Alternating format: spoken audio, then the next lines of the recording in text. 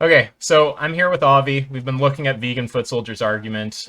Suffice to say, it's a disaster. Vegan Foot Soldier should not try to do logic. It's just not for him. You know, if he does want to learn logic, I keep Avi. Every time I fucking do this, we've recorded more than once. I go to say my normal thing, which is I'd be happy to teach him, but I actually don't know that I'd be happy to teach Vegan Foot Soldier. That's just what I would normally say to a person. But yeah, he obviously just doesn't know how to use logic, and he really shouldn't try to. Normally, I wouldn't rip on someone for, using logic incorrectly.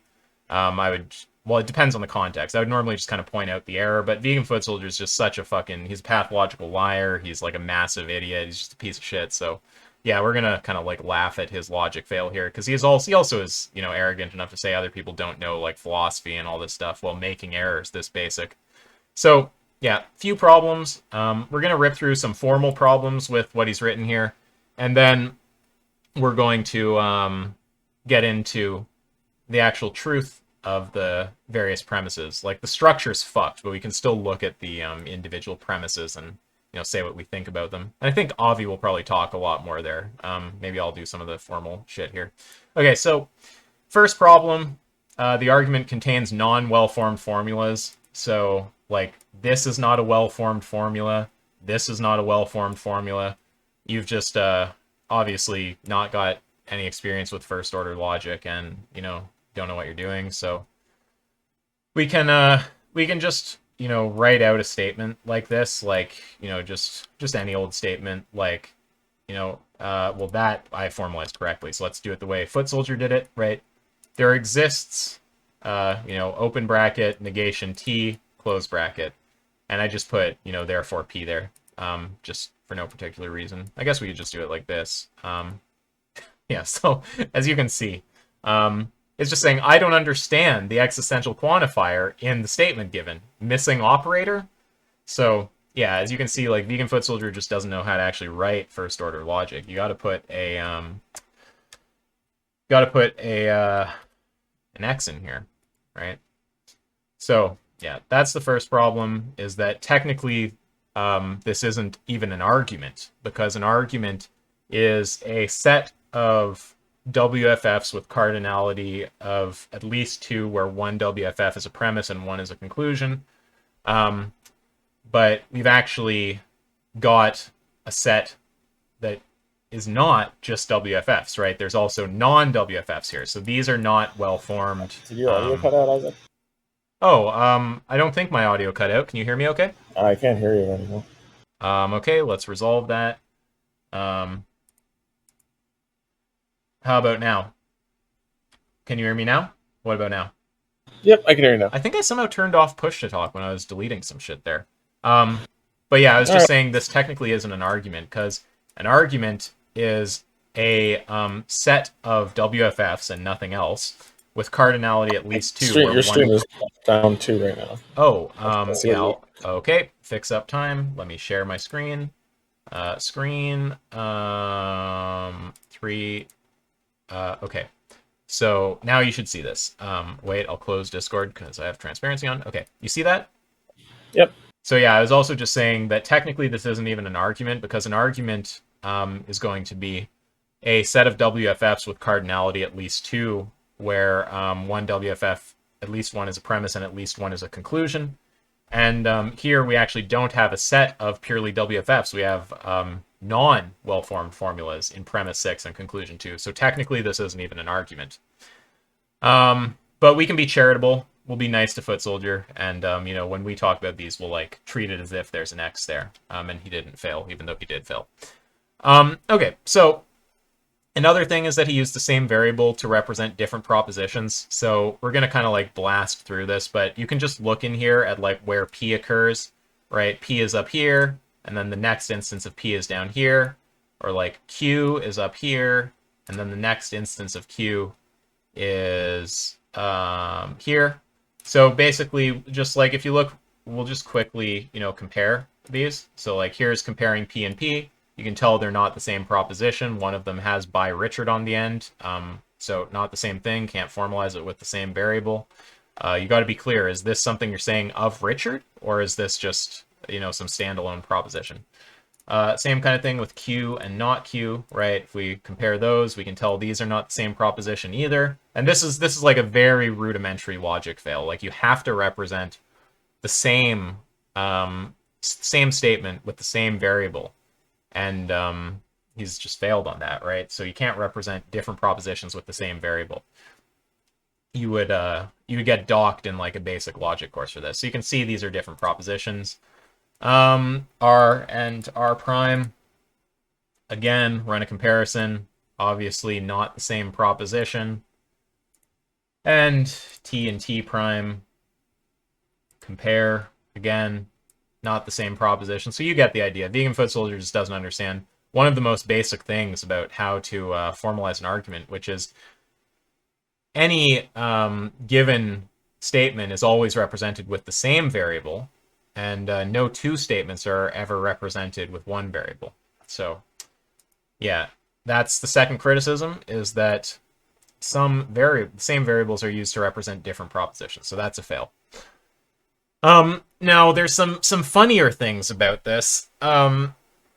So, something that Avi and I noticed is that there's superfluous premises here also.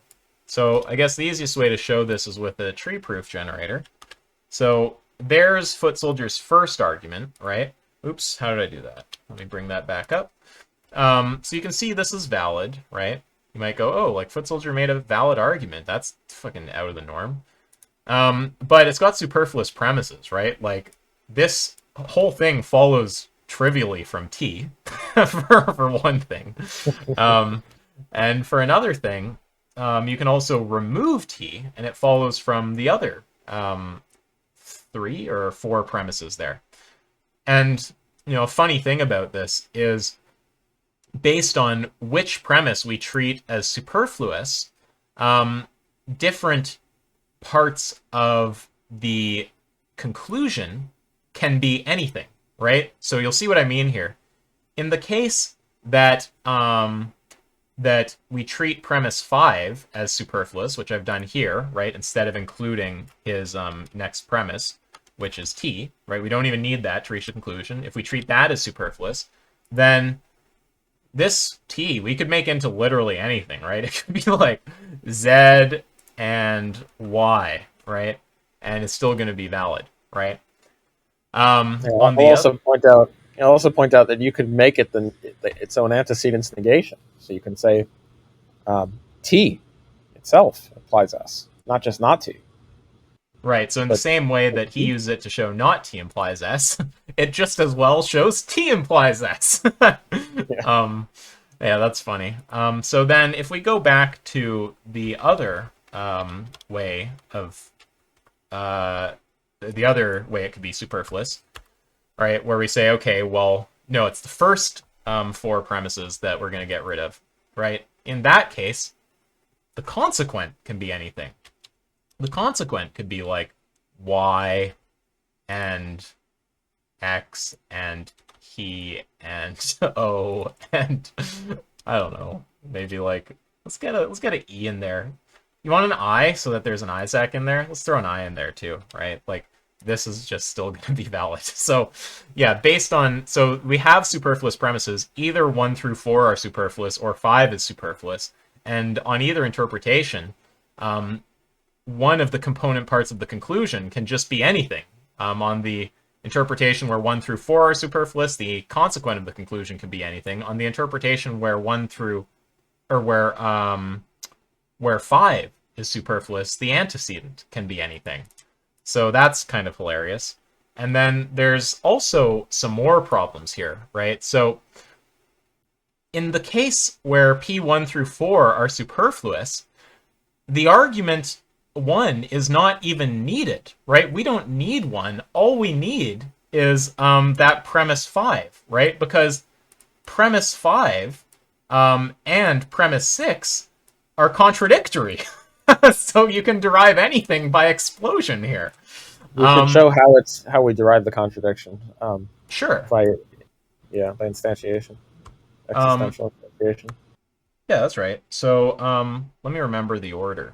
So we don't even need to use the first argument. We're just going to take P5, right? Because we're talking about the case where P1 through 4 are superfluous. So we'll just take P5, which is T, and then we're going to take P6, because we don't even need this conclusion. We don't need that, right? We can just take 6, which is that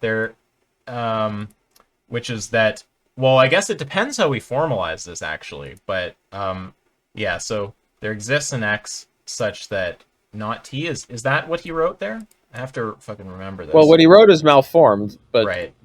We're assuming that he's able to formalize it. Like we're saying, okay, well, if he actually made a well-formed formula, instead of saying E bracket not T in bracket, if he said E of X not T in, then that results in a contradiction with the rest of his premises.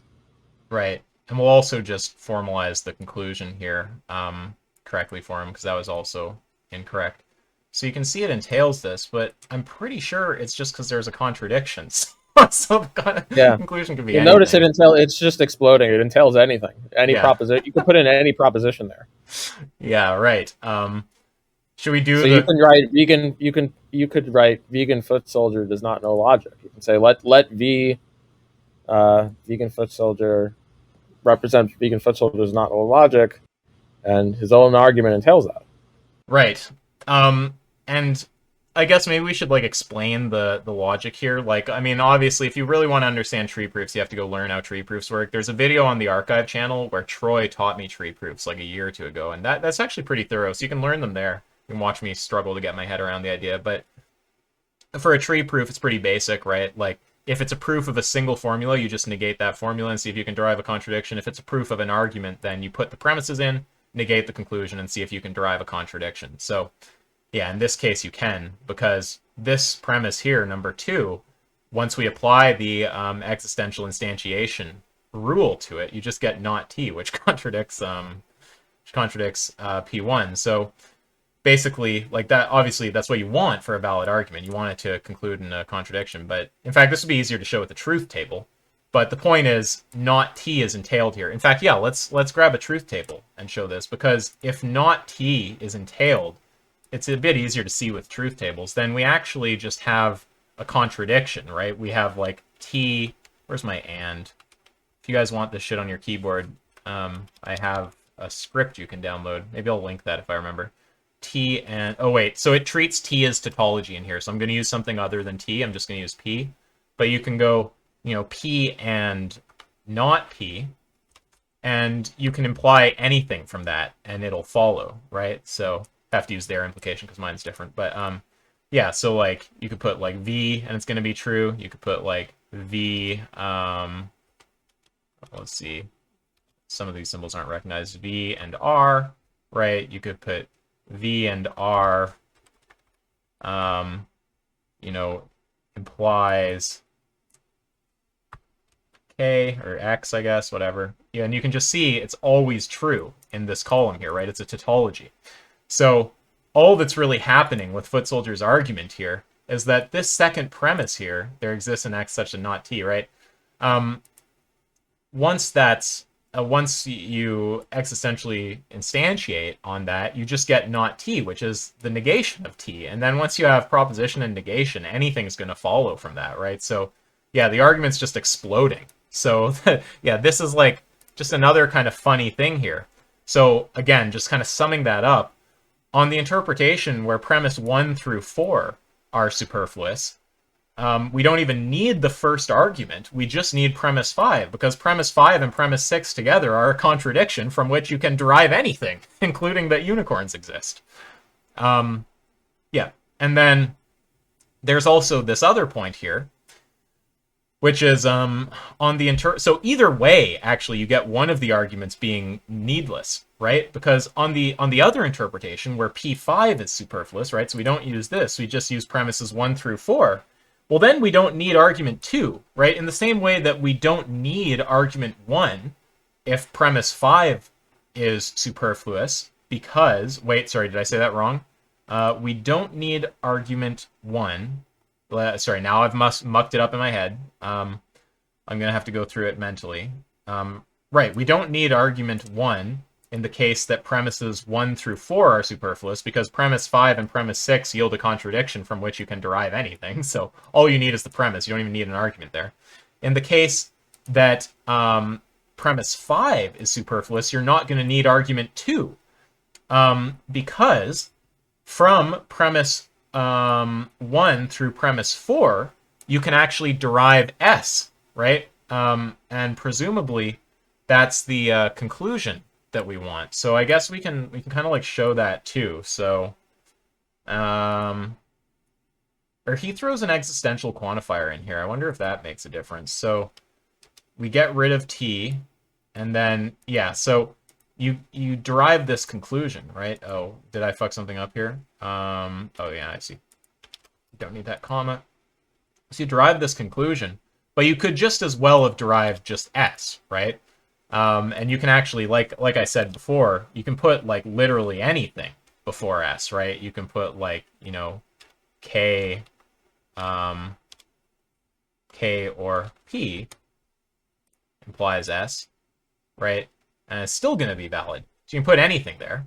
And it's just because S is true, right? And if some statement is true, then a conditional statement with anything else in front of it is also going to be true. Again, something VF would just like probably not know. And then I wonder what happens when you first order logic it. What do you think happens if you do that? Yeah, it's still just valid. So yeah, even if you wanted to try to nitpick and say, oh, it's important that my conclusion is there exists, and even though you formalized that wrong, there exists some X such that S, right? Not just S, you're strawmanning me, right? It doesn't matter which interpretation you take. If premise 5 is superfluous, you can already derive the conclusion of the second argument. So the second argument is just worthless. You don't need any of that. You can just get this conclusion from premises 1 through 4. So I guess summing that all up, the argument contains non-well-formed formulas. So arguably it's not even an argument, right? These are not well-formed formulas that I'm highlighting here. The same variables are used to represent different propositions, right? So like P is used to represent 2 different propositions, Q is used to represent 2 different propositions, so that's a big fail. And then the argument has superfluous premises, so you can remove premise 5 and still derive the conclusion of the first argument, or you can remove premises 1 through 4 and still derive the conclusion of the first argument. In the case that premise 1 through 5 are superfluous, the consequent of the first argument can be anything. And argument 2 is not... well, wait, here, I guess I have to make sure not to... It's hard when you have like these multiple layers of errors to say them all correctly. So yeah, in the case that premises 1 through 4 are superfluous, you don't need argument 1, because you can just take premise 5 and premise 6, and then by explosion derive anything you want, because they contradict each other. Yeah, and the consequent can also be anything. Just a little note there, the consequent of this implication here in conclusion 1. Right, and then on the interpretation where premise 5 is superfluous, we don't need the second argument at all, because you've already given enough to derive S. So yeah, those are the criticisms basically. Either way, so yeah, super quick. There are non-WFFs in the argument. The same variables are used to represent different propositions, and either premise 1 through 4 or premise 5 is superfluous, and whichever interpretation you take there, one of the arguments isn't even needed. So yeah, I think that's enough about the formal fails, I think, unless you have anything to add there, Avi. No, I think that's it. Okay, well, maybe, I mean, I've talked a lot here because I like to nerd out on the logic stuff, so, I mean, maybe you want to just do some analysis on these. Like, because the thing is, the structure is a piece of shit, right? The structure is just a disaster. But we can still look at, like, okay, well, let's just look at the premises and just see what we make of them just for the fuck of it, even though he couldn't form a proper argument out of them. You know what I mean? Yeah, sure. So, okay. Premise 1, if a predator animal is preemptively deemed to cause multiple rights violations, then Richard extends no right to life to it and prescribes killing it unless doing so somehow does not result in rights violations against the prey species. Reduction in rights violations. Oh, sorry, reduction in rights violations against the prey species. I mean, there's nitpicks, but preemptively deemed to cause rights depends on what kind of rights violations. Presumably, we're talking about eating alive.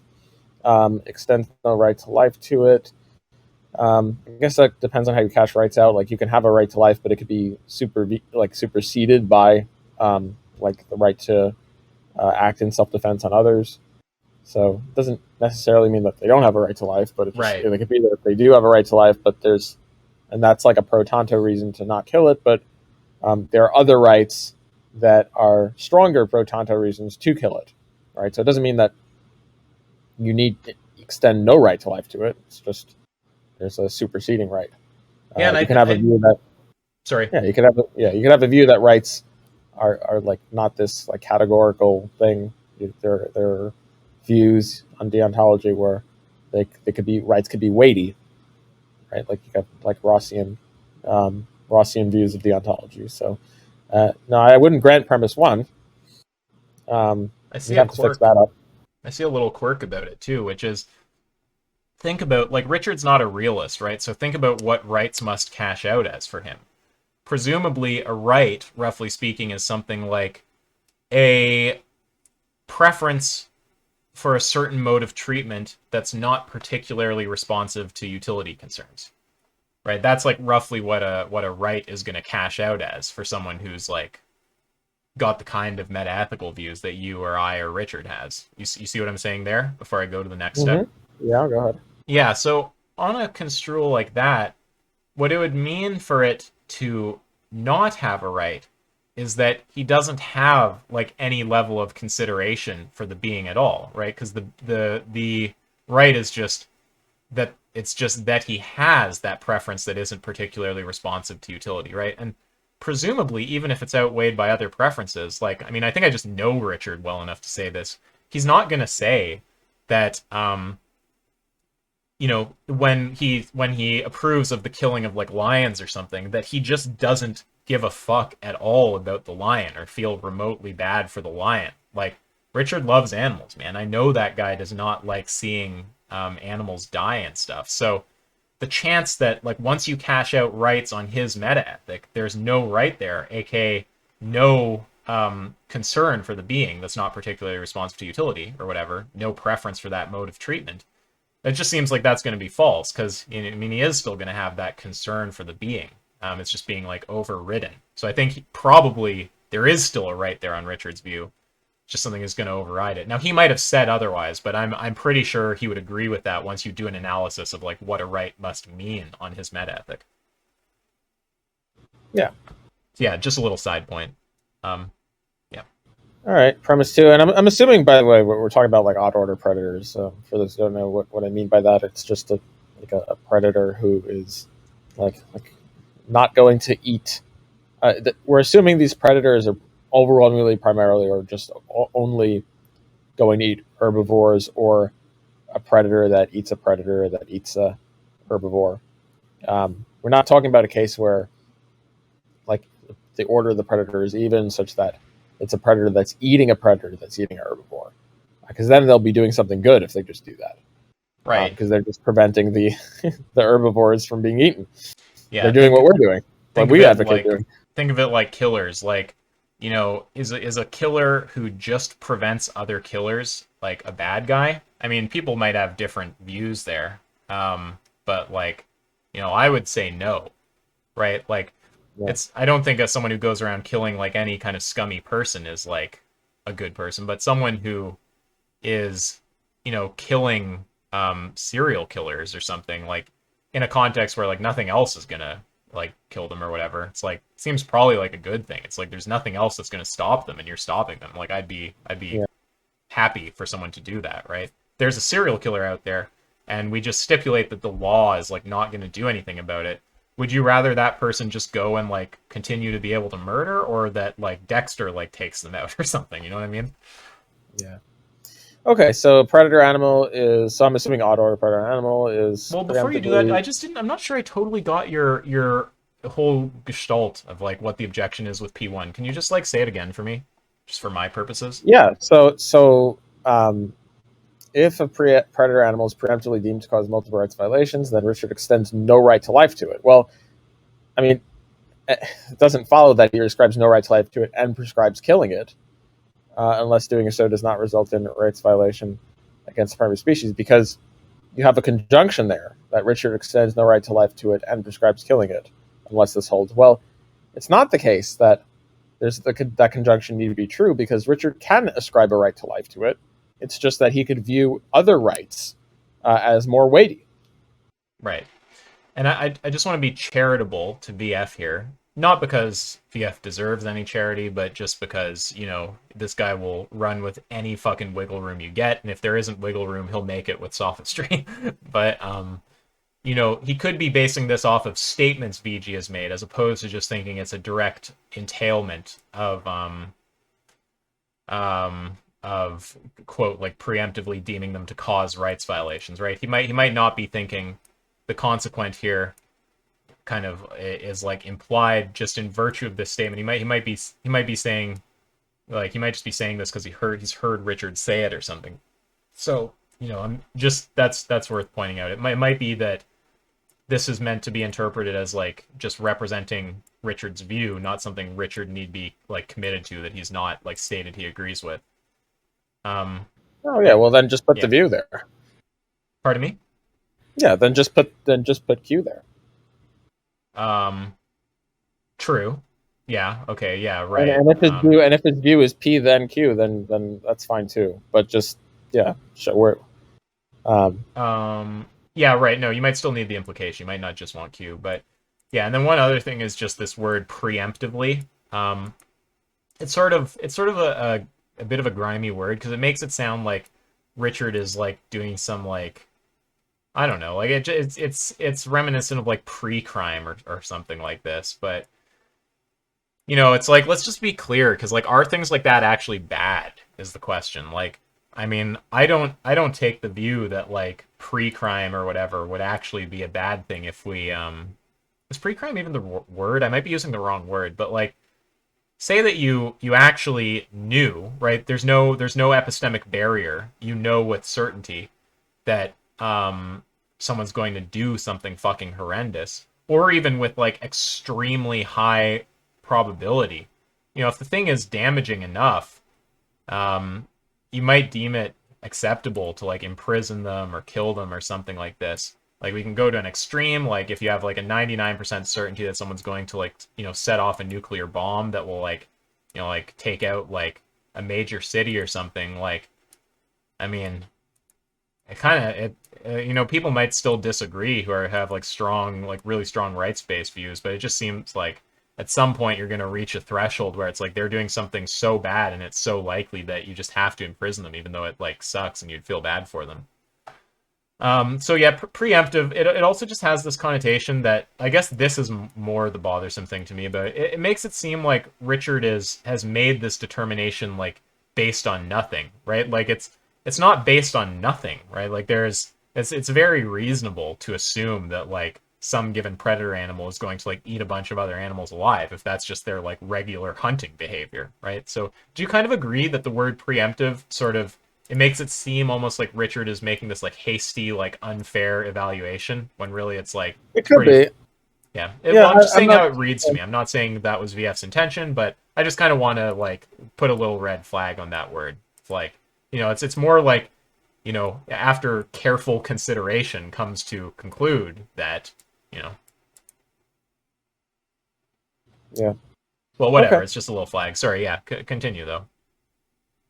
All right, so premise 2, a predator animal is preemptively deemed to cause multiple rights violations by Richard. Okay. Yeah, and I think that's fine. Minus the red flag on the preemptively being like having any implications of hastiness. Yeah. Premise 3, if a predator animal is extended no right to life, then killing it does not result in more rights violations to occur. If a predator animal is extended no right to life, then killing it does not result in more rights violations to occur, and indeed results in less rights violations occur in virtue of the avoidance of violations which would have resulted if it had lived, unless the predator animal is taken out of nature and fed a plant-based diet. Yeah, so I understand what he's saying there. It's just a really bad sentence. So it sounded like you were puzzling at it a little bit, but yeah, it's like yeah. Yeah, it's Yeah, like I he's think I got what saying, he's saying here. yeah, right. Like if Go they ahead. have no right to life, then killing them isn't a rights violation, right? Like you're not causing a rights violation in that case because it doesn't have a right to life. Um, and then he's saying, except when we're talking about the case where if you didn't kill them, there would be what, like no difference in rights violations because they Yeah. would have been fed a plant-based diet or something like Yeah. that. No, I agree. I see Something, what he's saying. something Yeah, I roughly agree with like that. that. Yeah. Yeah. Okay. That's fine. Premise 4: if killing a predator animal results in a reduction of rights violations against uh, the prey species, then it is ethical to indiscriminately and immediately kill a predator animal. I don't know what he means by indiscriminately. Um, Right. Killing the predator, like presumably, if you're killing the predator animal as opposed to um, like another animal, like a non-predator animal, like presumably it means that you are discriminating. Yeah. Um, like I don't, unless he's saying like maybe there's like a whole bunch of predator animals that like then you're indiscriminately killing among those predator animals, even though you've already discriminated to get that subset that set of predator animals.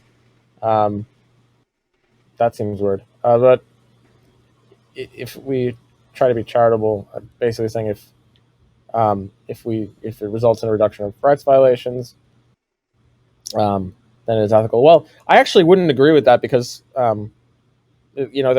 would have to you would have to add that it doesn't like result in any consequential uh, issues that outscale the rights violation differential, Right. right? And like that the prey species is herbivorous or even order. Yeah, like if you there's more that would need to be added to premise 4 to for me to sign off on that. So I would not accept premise 4 as written. Mm-hmm. Premise Um, 5: the only way to prevent a predator animal from causing multiple rights violations is to remove it from the wild and feed it a plant-based diet. Well, that I don't agree with. One way to prevent it from causing multiple rights violations, aside from removing it from the wild and feeding it a plant-based diet, is to kill them. So that's premise 5 is just trivially false. right. There may be other ways as well. There's um, depending on what you mean by prevent. If by prevent you mean like, well, we like um, there could be like some birth control methods that can happen. That's not going to be 100% preventative, but if you mean by prevent, we reduce the probability of it happening or reduce the instances. There may be other things, but yeah, another Mm-hmm. way of doing it is just killing them. So premise 5 is that's just false, trivially. Right. Mm-hmm. You can say the only way to prevent a predator animal from causing multiple rights violations, aside from killing them, um, is remove it from the wild and feed it a plant-based diet. Now, I mean that may be true. There may be some, like you could say, the only presumably available or currently available way of doing that. Um, sure. So you'd have to reword premise 5. You have to tweak that up. Um, and then conclusion. Therefore, if an animal in the wild cannot be taken out of the wild and fed a plant-based diet, then it is ethical to indiscriminately and immediately kill a predator animal. This would also include stubborn, mediating human beings. Well, again, aside from everything I mentioned so far, let's just assume that it didn't result in increased, like crazy consequences. Um, it doesn't. I'll address. I think the crux of the reductio he's trying to get at is in the parenthetical, the parentheses there. Right. Stubborn humans. I'll just say that, like, it doesn't follow that you'd have to have a view that you'd kill humans, stubbornly eat meat if you are gonna have the view that it would be okay to kill the animals, because there could be pro tanto reasons that would sway you away from killing such humans that would not be there to sway you away from killing such animals. Right. Such reasons could include the death of the vegan movement, Right. which would not be the case. Which doesn't seem, at least I don't see why the death of the vegan movement would be the case, or at least drastically increase the probability if we were okay with killing predators. I do see how that could be the case if vegans went around and and signed off on killing stubborn meat eaters. Mm-hmm. So there's one disanalogy. Other other disanalogies could be the death of even if we were successful in doing so, it could be the death of civilization and technology and any downstream effects of losing everything that humans have built. Another thing is with P4, I forget what you said about it, but like you just rejected P4 presumably because it doesn't consider other values than like rights considerations, right? Yeah, exactly. Because what you're saying, it's like you're basically just saying, look, there could be utility concerns that like outscale the rights violation, right? Like if it turns out that we're gonna get like the vegan movement like shunned by mainstream society, like branded as terrorists, and like push the whole thing backwards, then this action that might be justified in a vacuum, which like I definitely take the view that it's justified in a vacuum, like 100%. If there's a fucking person who's just going to murder a bunch of animals and there's no downstream effects from killing them, of course you're justified in killing them. Like what the fuck?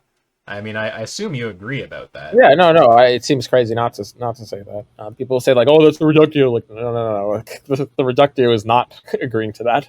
Right. It seems insane to not agree. Well, I mean, and most people, I mean, Vegan Foot Soldier is has an interesting view here that it's wrong to kill a single Nazi to prevent them from murdering 1 million Jews, right? I guess. No, but you understand, he's a descriptivist ethicist. Oh, that's funny too. Let's go there for a minute. So yeah. So now he seems to be using the term descriptivism interestingly, but I mean, I guess that it seems like, if I had to guess, it seems like he roughly means like he just doesn't make prescriptive statements, right?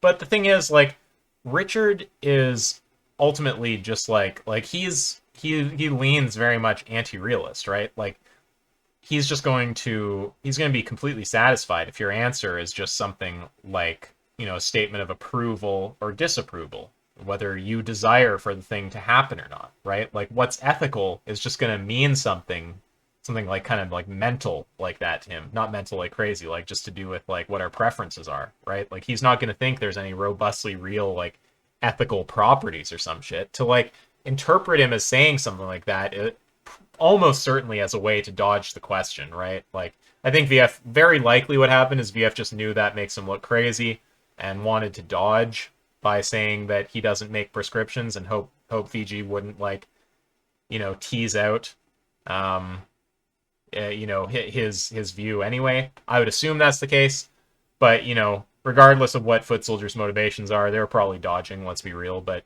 either way, it's just like you can of course answer the question to Richard's satisfaction. He's not a realist, he just wants to know about your preferences. Do you approve of this or not? So yeah, that was really just like a non-answer he was giving there, and there's no reason he should be giving a non-answer. Yeah. Okay, you want to continue?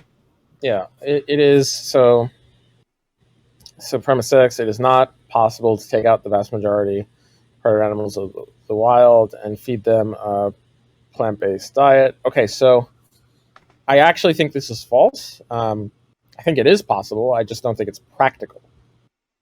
So, right. So in terms of when we think of possibility, I think of possibility as either a logical modality or a physical modality. So in terms of logical modality, I don't think it entails a contradiction. I don't think taking the vast majority of predator animals out of the wild and feeding them plant-based diet, I don't think that entails any sort of affirmation of any contradiction. No, obviously not. I also don't think it violates the law of nature if that were to be done. If we were to somehow devote our resources to taking the vast majority of animals out of the wild and feeding them a plant-based diet, like there wouldn't be a law of nature that's violated. There wouldn't be a law of physics that's violated. There wouldn't be a law of chemistry that's violated. There wouldn't. Yeah, there's no natural laws that are violated. It could be physically done. If it could be physically done, then it's physically possible. Right. I think what it's meant here is just taking them and feeding them a plant-based diet and having them survive on that um, wouldn't be possible. I don't know if that's true. I don't know if they would or would not survive on a plant-based diet if we were to do this. But what I think is trying to be said here is that it's not practical. We don't have a fund currently where there's like enough resources to do that. We don't have enough resources. We don't have enough manpower. We don't have enough. We may not even have enough food. I don't know.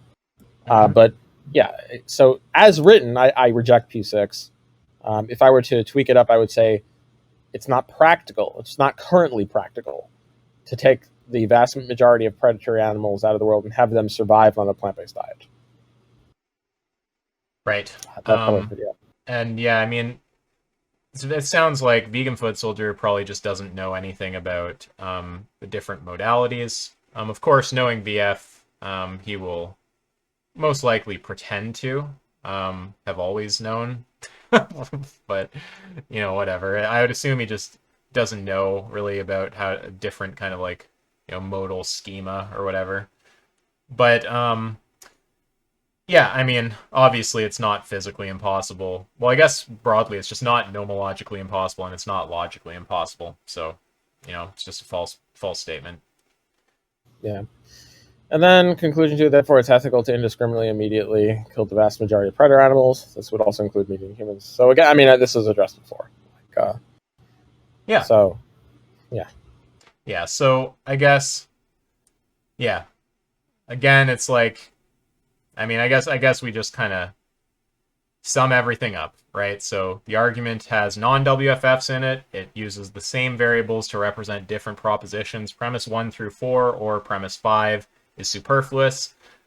Depending which is superfluous, one of the arguments itself is superfluous. And if we just examine the premises and look at their truth value, some of them are agreeable, some of them are disagreeable, but he doesn't have anything that gets him to his conclusion here. And the view that Avi and I would take, and presumably that Richard would take, is that yes, in a vacuum, if you just create some situation like this person is going to murder these other people, the only way to stop them is with lethal force. Is it ethical? We're going to say yes. And then if you replace the people they're going to murder with animals, we're still going to say yes. We don't think that there's some meaningful symmetry breaker there. Animals are like morally important, and if someone's just going to murder them, defending them is a good thing. So yeah, we would take the same view in principle, but yeah, in practice there's different considerations, right? I mean, you might say there's some negative social stigma around hunting, but hunting is not at all considered in the same way that murder of humans is considered by society. We would predict, I think, very stably, like a huge range of consequences that are like ultimately negative, but also negative for the specific goal of like animal liberation or whatever. If we were to take the path of basically like vegan terrorism, just like killing people and shit. So yeah, it's not that it's wrong in principle if you create the right vacuum situation. It's just there's practical considerations that would lead you not to do it, like veganism, being branded as like a terrorist movement, becoming like massively unpopular, etc. Yeah. Anything to add? Any like final thoughts or like recap? Anything? Any words for VF? I said everything I wanted to say. Yeah, I mean, it's just the argument's just a mess from start. Basically, a mess from start to finish. It's just there's just so much work that needs to just fix it up so that it's just a coherent, well-formed argument, containing well-formed formulas. That's valid. And like even then, like even with just trying our best to fix it up, I just don't think this is just even remotely close to being a relevant critique or even let alone a potent critique to the position that killing hot order predators is a good thing. Yep, so, better luck next time, VF. Learn basic logic before trying to use it, or you'll just humiliate yourself. And, yeah, I guess that's all for today. Thanks for helping out, Avi. Yeah, for sure.